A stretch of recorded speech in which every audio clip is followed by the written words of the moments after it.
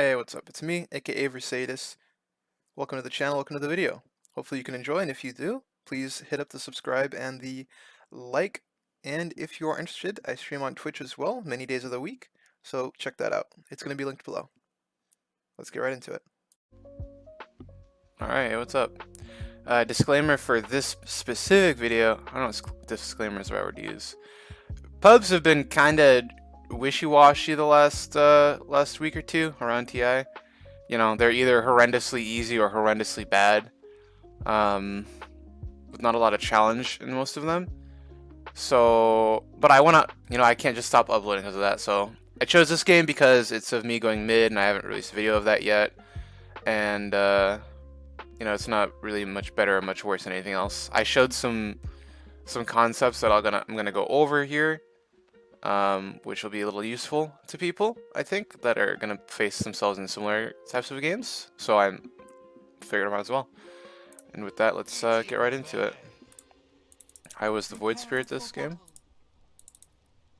It's in the bag.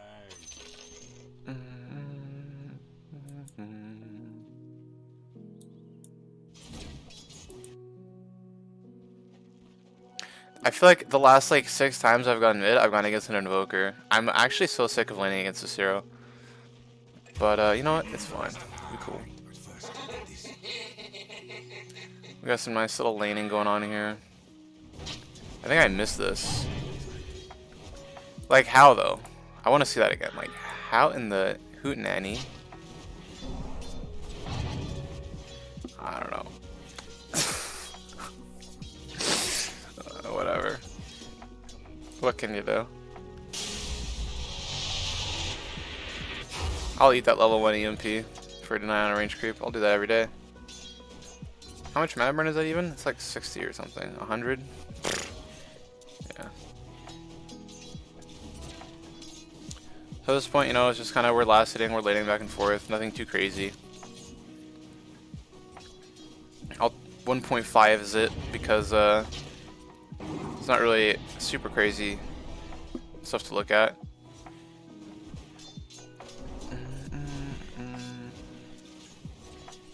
I'm just pulling creeps back, trying to get last hits.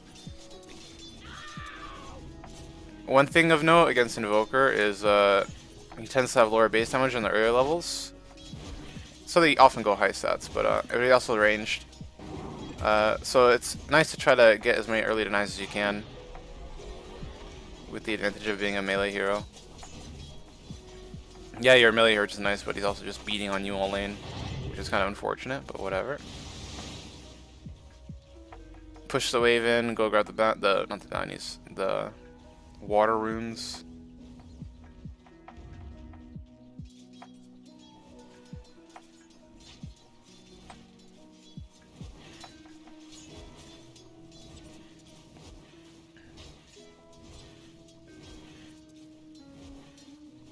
I went for a null talisman here.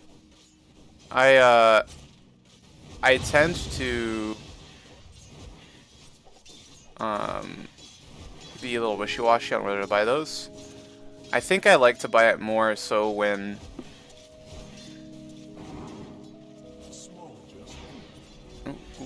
nice hold on ownership. I like to buy it more so when I just want that bit of extra damage, Like sometimes, you want to go for like the brown boots Yules or something like that, get an earlier aggro item. But the null talisman is just nice for the lane and for some extra damage output throughout the game. Some mana regen, it's always nice.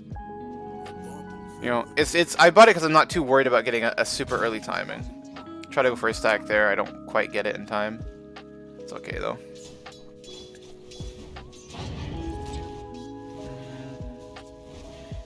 I think also I'm a fan of skipping nulls if your lane is like horrendous or something. If it's like really bad. Because the null timing doesn't really help you at all, so you're waiting for that big item to actually make things really happen. But I think in more balanced lanes, it's better to, not better, but it's more manageable to grab a null talisman. That hurt. I felt that one in my soul when it happened.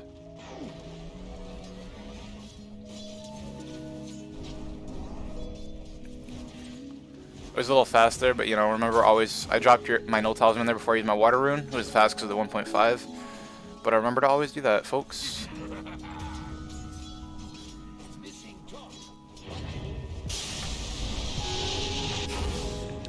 Technically, I think Invoker can always get that combo off on you as a Void Spirit. Because, he has Cold Snap. And the Cold Snap will proc coming off of Tornado, so if he times it properly, you'll always be able to get those spells off. But not many Invokers are like good enough to do that. Oftentimes.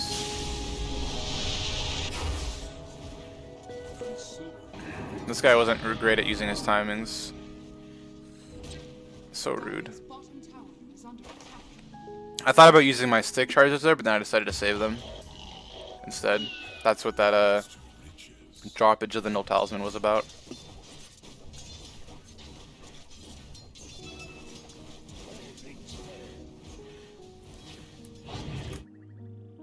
We got a nice little Pudge gank here.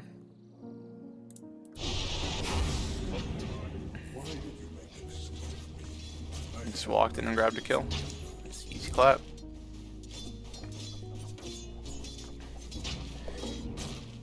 Usually by like level 7, you know, you're going to be seeing this and you might be wondering, Void Spirit, why aren't you ganking?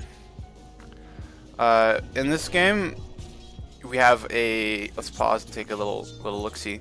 We have a Weaver IO bottom, so they're always going to be able to just get you away unless they commit really heavily under tower with no mana.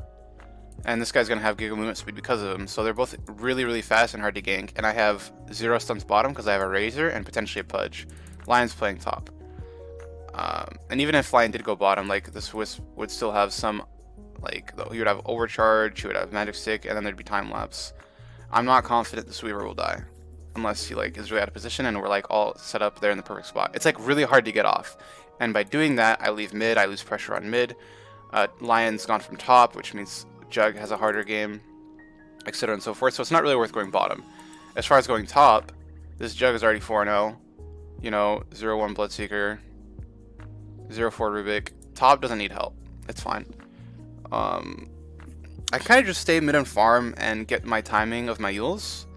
Or if I get like some crazy rune, you know, maybe I'll get a gank off. But that's like kind of the plan here, and that's like a big thing you gotta keep in mind. You know, a lot of times, even if like bottom was really bad, even if this Weaver's like 5-0 and stuff, like sometimes it's just way too hard to get a gank off to make something happen, and it's just not worth the effort. You know, it's better because like when I get this Yules, when we get some more levels, when we get Finger, when we get Pudge Ult, etc. and so forth, when we get some more stuns. That's when like killing this Weaver becomes like much easier. And so for now it's just better to grab my XP, grab my gold, and try to get a bit of a lead on Invoker. Cause he doesn't like play around that idea. He ends up going for a lot of rotations, a lot of movements, and it makes his farm suffer quite a bit, and you'll see that.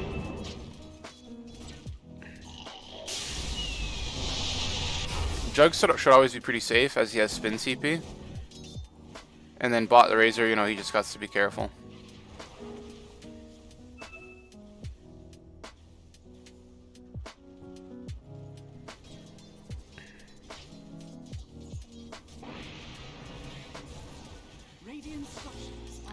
I don't actually want to go in, I just want to help keep my Pudge alive. I don't want to use my mana and HP on something that will not net me anything. Invoker, you know, as I said, he's going for a play top. He's going after a Lion, grabs the Lion.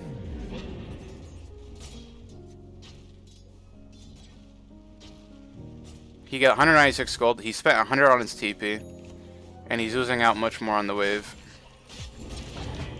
But I suppose Rubik is catching mid-wave, but that's really bad for Invoker's game overall. You know, the net worth difference between us has fallen even further behind. Touch on his board.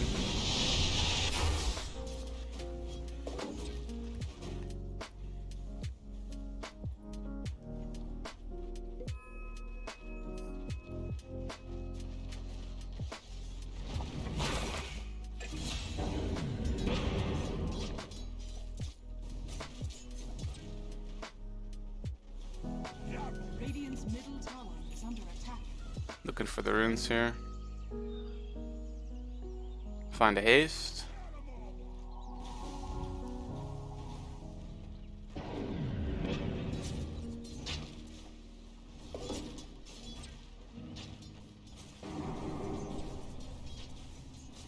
Just a nice little scout. I like throwing remnants out there when I'm pushing on my Void Spirit hero.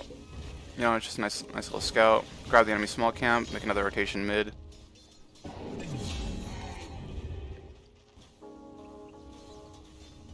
I'm just gonna keep rushing this tower. I see Invoker running up.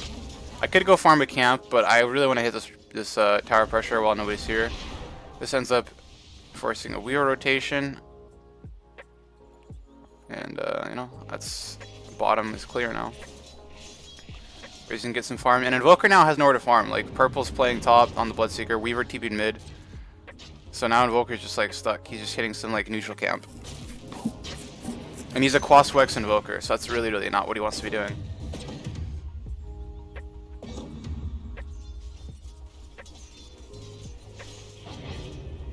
Invoker eventually, you know, they find a lion. After all that time of Invoker not touching anything, he found a lion. So you see, at this point, he's 1,000 net worth behind. Because he went the opposite approach of trying to, like, force rotations when there wasn't really much to do it.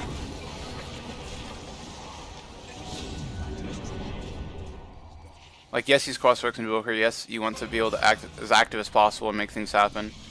But everything has degrees. It has to be the proper timing for everything. I'm not saying AFK farm mid always, because that's terrible, but choose your fights. And that goes for every role, not just mid. Choose your fights.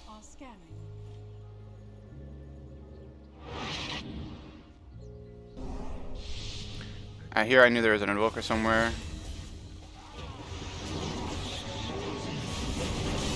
So we nab a kill on him.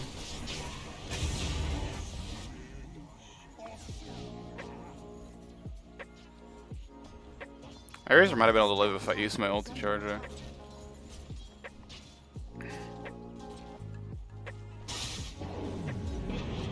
And I see all that pressure, you know, I'm very, very farmed. And mid tower is almost dead. And this is just from my own pressure completely. My teammates never made any rotations on the lane to, you know, focus the tower down. This is just all me, baby.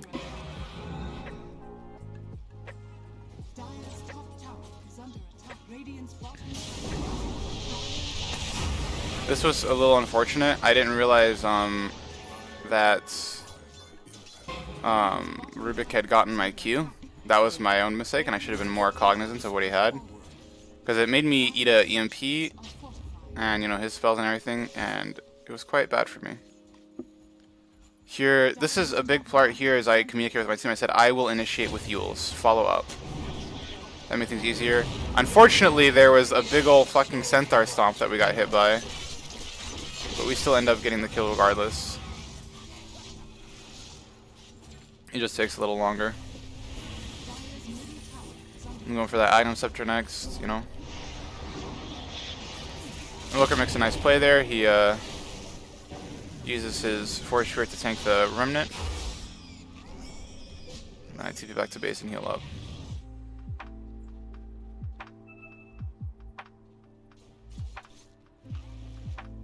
Don't really need to upgrade boots, you know.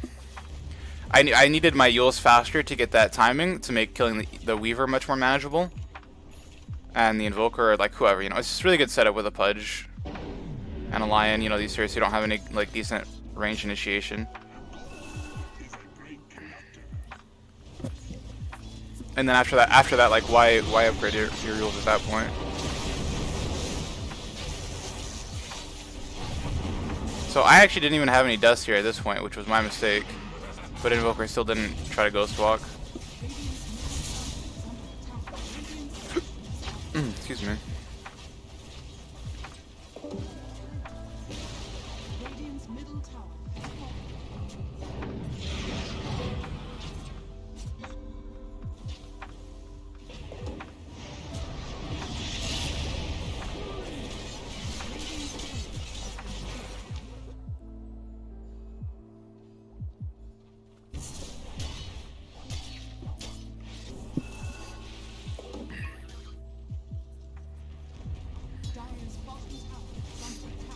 Right there was kind of risky, but I felt confident, you know, just ulting to the cliff, seeing if I could find a catch. I had my whole team behind me, and you know, worst case, I figured I would do, you know, exactly what I did, where I'd leap TP. Technically, if Invoker was nearby-ish, and he had a quick finger tornado, that could have been really bad. But I was feeling a little cocky, a little confident. Dire's top tower is under attack. Radiant's bottom tower is under attack. Dire's top tower is under attack. Radiant's bottom tower is under attack. I was asking for my team for quite a while to back me up on this tower, but they didn't really feel comfortable doing that, so I just hit it myself a little bit.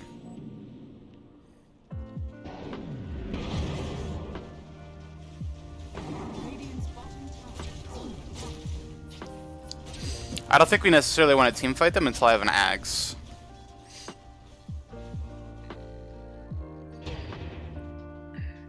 Roshan has fallen into the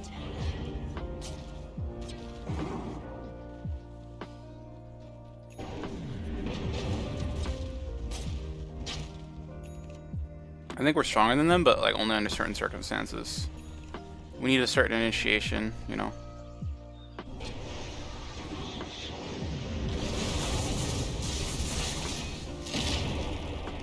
Invoker just kind of in the wrong position.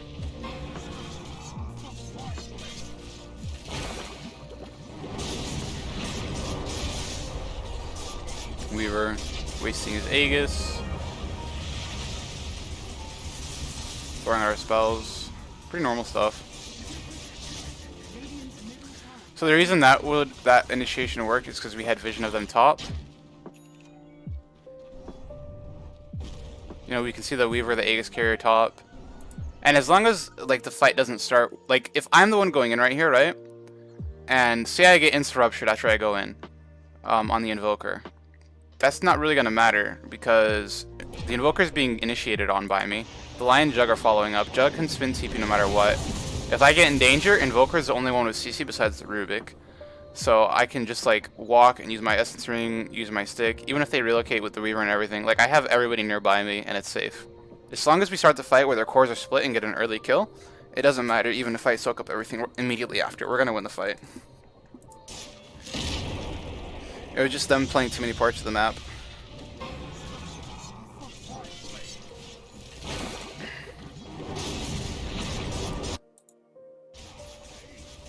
So with that, we get the Aegis, we get the Invoker, we get the Bloodseeker.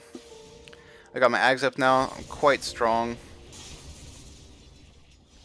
and we can kind of just take any fight we want now. It doesn't really matter. It's not too difficult to take fights. I'll walk out of the way of the Pudge after I throw my spells down, so that way he can get the hook, and we can continue our initiation. Radiant's bottom tower has fallen.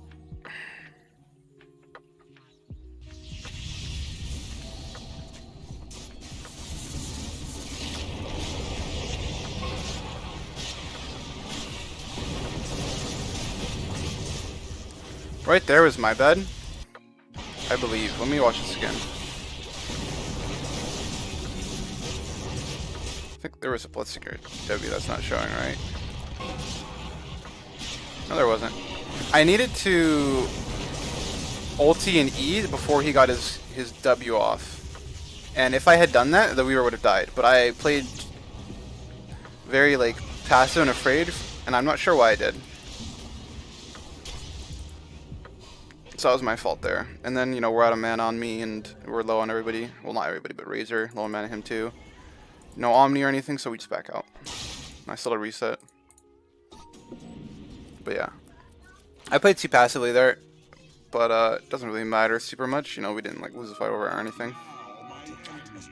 So just a little way to keep in mind what I should have been doing better. Always should be trying to think about what you could do better. Or else, why else play? Well, play it ranked at least. Unranked is for fun, and ranked is for learning and improving and being competitive. That's what I like to think anyways. Seems right, no?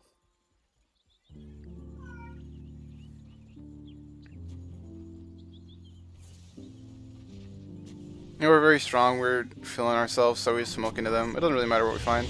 I see the Bloodseeker in the front, but I don't really want him. So I go onto the high ground to get vision, see what's next. Because they can't really kill me at this point. Even if I like ulti in the middle of them like that. Like, what are they gonna do? You know? If I don't get ruptured, I can get an IO kill for free. But he did, so we look at those heroes. IO gets to relocate over there, really heads up by him. Everybody insta-TPs. If I had started moving a little sooner with Rupture on me, I would have been able to get that, I would have survived there. So that was my bad. We still got 2 out of that. We kicked them out of top. And because we kicked them out of top, now they have to run out of their base to get out on the map. Which is dangerous for them. And here's why. Rubik had Hex, which I wasn't ready for. Which, you know, almost made this Invoker live. But my Razor was there for backup. They TP'd here, we ran towards their base. And cut them off, and now they don't have anywhere to play, no farm. And in fact, even died. So now we can pressure their buildings again. We were splitting top, but it doesn't really matter. You know, we got waves.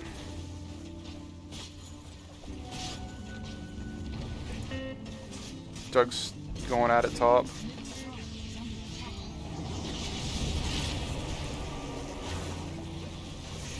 I'm watching and biding my time here, waiting for the perfect moment to strike.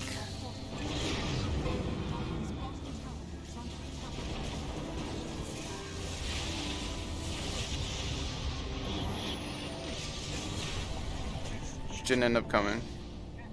I wait in the trees here. I believe I turn and go in.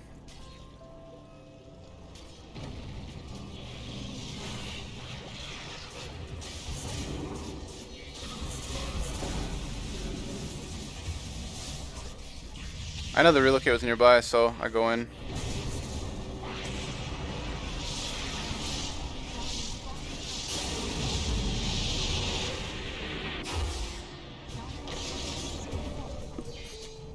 You can see it on the map. Lio's nearby. Kill the vision first really quickly. It's always good to get rid of the vision of the enemy. Makes the fights easier. Juck has spin TP. He does so. I stuck around a little bit to see if I needed to use or stun anybody so he would live, but I saw that he was going to be fine, so I ran away. Then Invoker appears on a ward, and on my Pudges here, and there's no reason to stop. You know, we might have TP'd out on the carry, but we can see with our vision that it's just Invoker here, and we can go for a kill.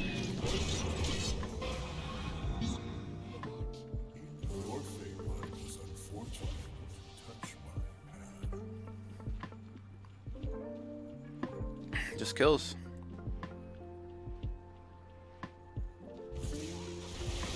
Always want to be looking for things, for plays, to make things happen. It's always looking forward, looking aggressively if you can.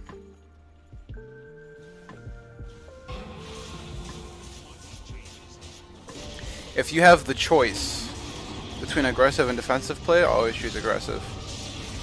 Though, then again, that's the choice, you know. Sometimes there's just no aggressive plays to make and you have to do some desperate measures.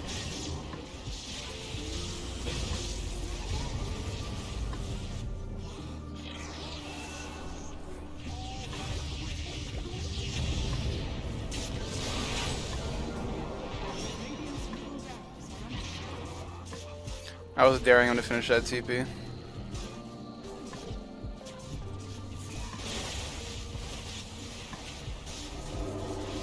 Walked into the Remnant, Pudge grabs a free hook.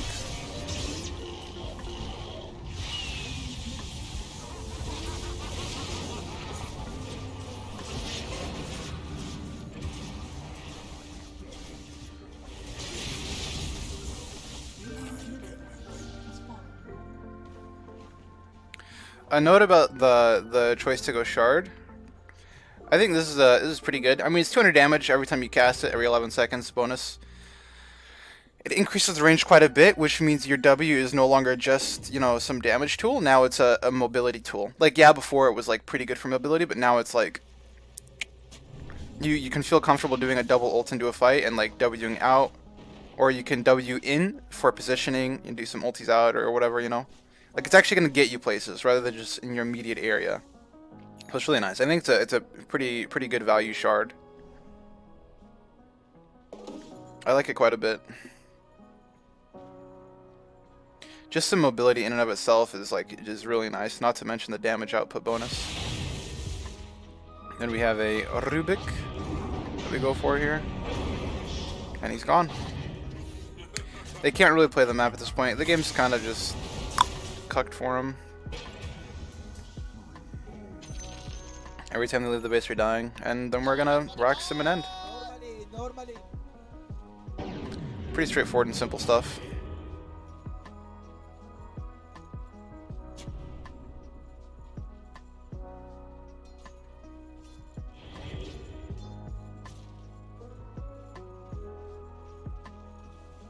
Radiant's top tower is under attack. For some reason, I keep thinking to myself this hero's name is Faceless Void over and over again. I keep thinking it. Pretty wild.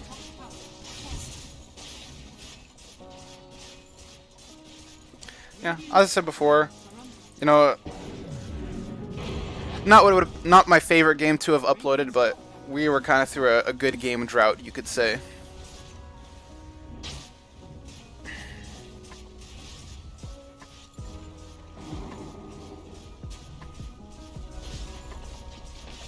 Hopefully next week's pubs are a little better and we can upload a higher quality match for y'all. That's pretty much it. Radiant's middle tower has fallen. I mostly just uploaded this one because it was me mid. I wanted to upload a game with me mid. I think I said that, but yeah.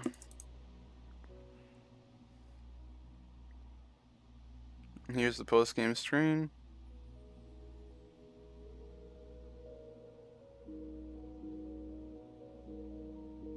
And how everything went down. And that's it for now. Thanks for watching, and see you next time. Also, drop by my stream if you want, link below.